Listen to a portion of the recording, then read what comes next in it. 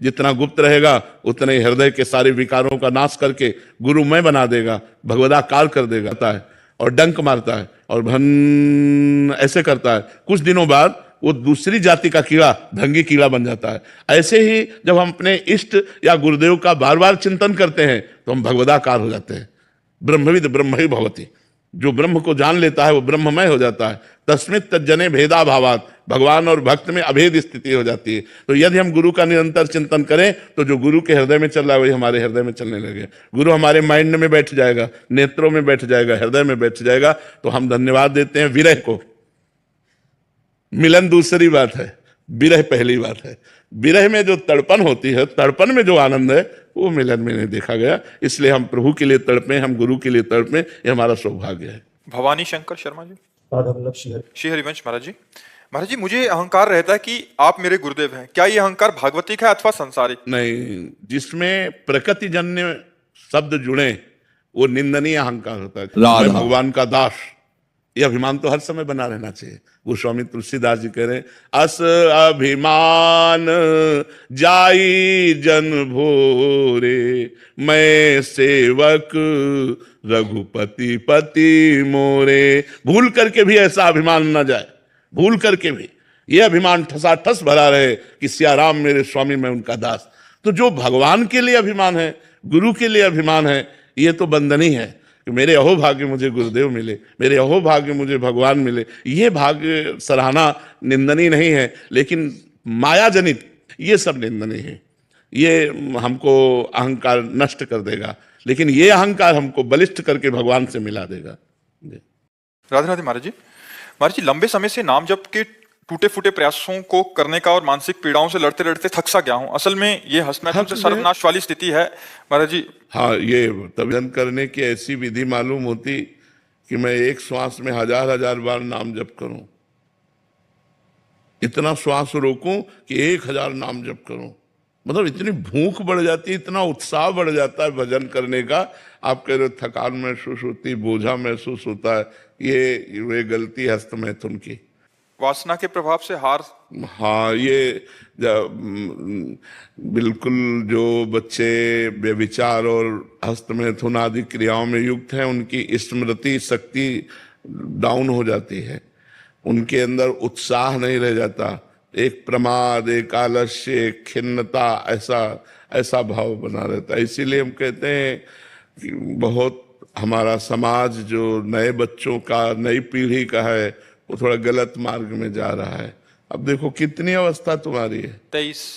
इस समय तो चमकना चाहिए, 18, 20, 22, 23, ये नवीन अवस्था, खिला हुआ कमल जैसे, ऐसे जीवन का खिला हुआ है। अब ऐसे लग रहा है कि जैसे वृद्ध हो। अब ऐसे तुम अपने आप को नष्ट करोगे तो कौन बचा पाएगा। अच्छा, ये हस्तमैथुन एक ऐसी क्रिया है जिसको किसी दवा से नहीं रोका जा सकता, आपको रोकना होगा, कोई दूसरा रोक नहीं सकता। और अपना जब मन आया तब ऐसे तो फिर बहुत हानि हो जाती है, बहुत हानि। आपने एकदम अपने आप को खाली कर दिया, अपने आप को कमजोर कर दिया। अब रोको इस बात को। सुधरना चाहता हूँ अब। तो आपको सुधरना पड़ेगा इसमें। इसीलिए तो कह रहा हूं, इसमें ना तो कोई वैद्य काम कर सकता है, ना कोई डॉक्टर काम कर सकता है, ना कोई गुरु काम कर सकता है। भाई अमुक चीज नहीं खानी है, वो आपको नहीं खानी है, अमुक क्रिया नहीं करनी, वो आपको नहीं करनी है। लेकिन क्या होता है, छोटे छोटे बच्चों को ये गलत आदत लग जाती है तो उनको सुख का साधन समझ में आता है और वो उस क्रिया को बहुत बार करते हैं, जिससे उनकी हड्डियों तक से पावर निकल जाता है।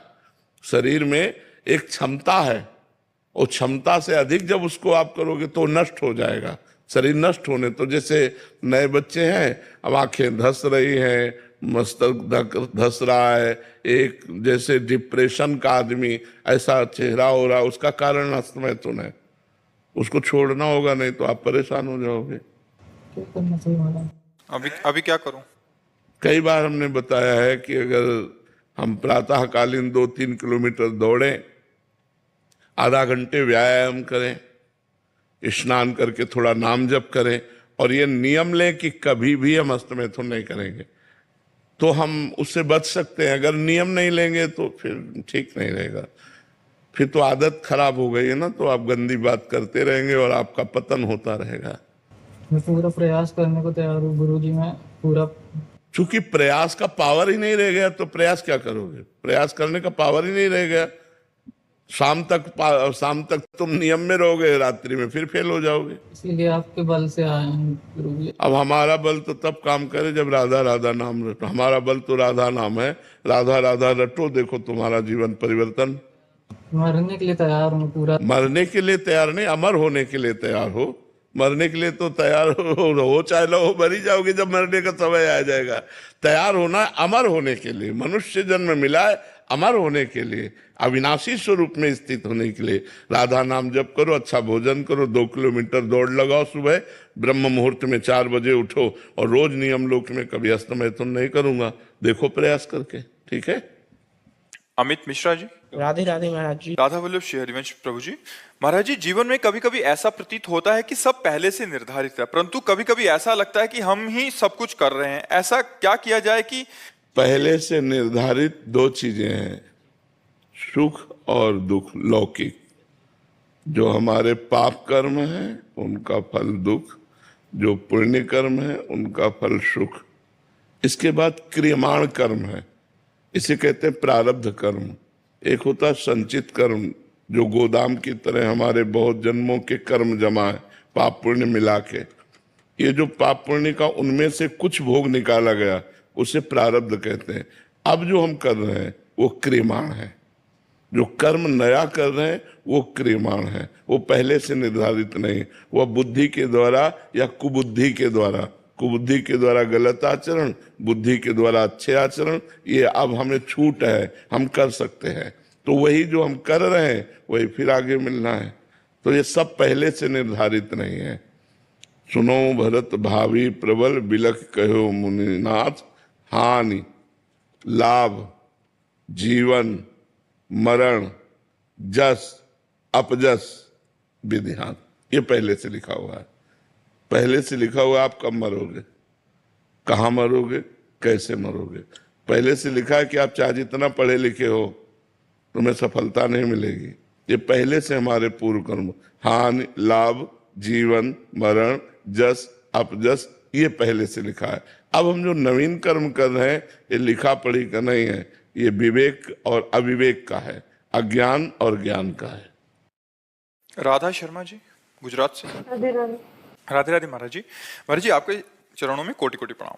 महाराज जी, जब साधक जब स्वयं से नाम जप करता है तो क्या वो पूर्ण फलदायी होता है, अथवा सच्ची सफलता के लिए गुरु का आश्रय और कृपा ही अनिवार्य है? हाँ, गुरु का आश्रय कृपा अनिवार्य है। नाम जप ऐसे करने का फल होगा कि सच्चे गुरु मिलेंगे, और सच्चे गुरुदेव की कृपा का फल होगा कि भगवान की प्राप्ति होगी। मोक्ष मूलम गुरु कृपा, मोक्ष का मूल क्या है? गुरु कृपा है। मंत्र का मूल क्या है? मंत्र मूलम गुरु वाक्यम, गुरु के मुख से निकला हुआ जो नाम है वो हमें सिद्धि प्रदान करता है, वो हमें भगवत साक्षात्कार प्रदान करता है। और हमारे अहंकार का नाश गुरु चरणों की शरणागति से ही होता है। गुरु भगवान का करुणावतार है, कृपा अवतार है। कृपा रूप जो अप धरो, मानो भगवान की कृपा ने ही हमारे कल्याण के लिए, पर्सनल हमारे लिए वो कृपा अवतार है, कृपा ने ही रूप धारण किया है, ऐसा हमें भाव रख। हरि और गुरु में जिनको अंतर नहीं दिखाई देता वो बहुत जल्दी भगवत मार्ग में आगे बढ़ जाते हैं, और जो गुरु को प्राकृतिक मनुष्य समझता है फिर उसमें बहुत समय लगता है। पहले भाव गुरु में बदले तब पूरे जगत में बदल जाए। पूरा जगत भगवान का स्वरूप है, ऐसा अनुभव करना, तभी मोक्ष प्राप्त होगा, तभी भगवत प्राप्ति होगी। तो पहले अपने गुरु में ही भगवत भाव कर ले, गुरु में ही हम दोष दृष्टि न करें, गुरु को ही हम मनुष्य न समझें, भगवान का रूप समझें, तब हमारी बात बनेगी। वंदना जी हरियाणा से। राधा वल्लभ श्री हरिवंश। श्री हरिवंश महाराज जी।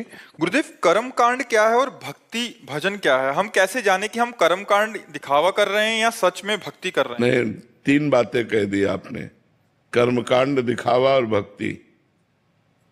कर्म कांड कहते हैं जिसे शास्त्र आदेश करता है, ऐसा करो ऐसा करो, ऐसा विधान, उसे कर्म कांड कहते हैं।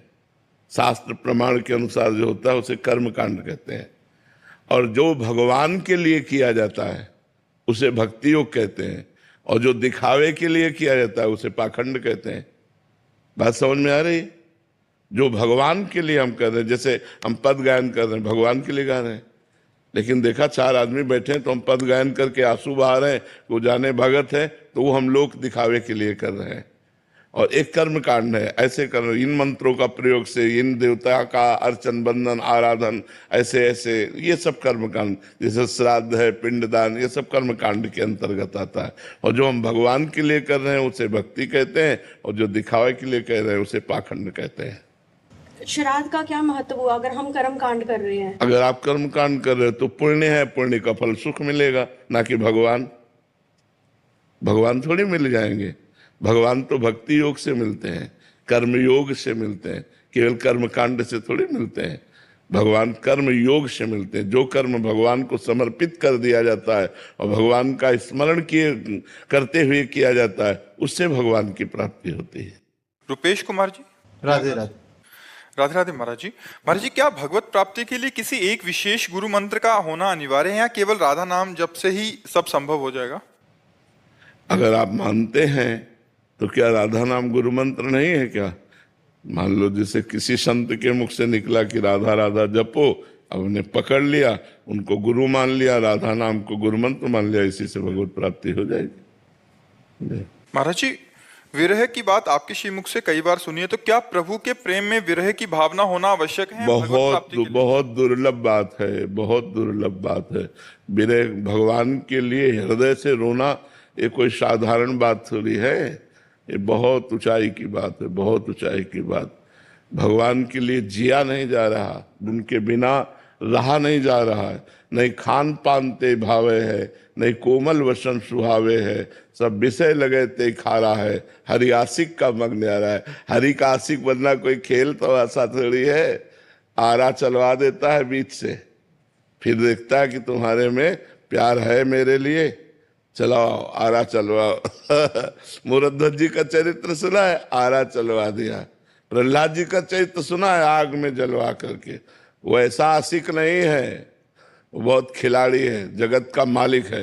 अगर हमसे प्यार करते हो तो तन से, तन के भोगों से और तन के संबंधियों से तुम्हें नाता तोड़ना होगा, केवल मेरे से प्यार करना होगा, तब जोई जोई प्यारो करे सोई मोहि भावे। ऐसे थोड़ी हरि आशिक होना कोई खिलवाड़ समझते हो? हरि आशिक होना, जैसे हम साधन में बचपन से निकले थे वैसे ही साधन में हम आज भी लगे हुए हैं।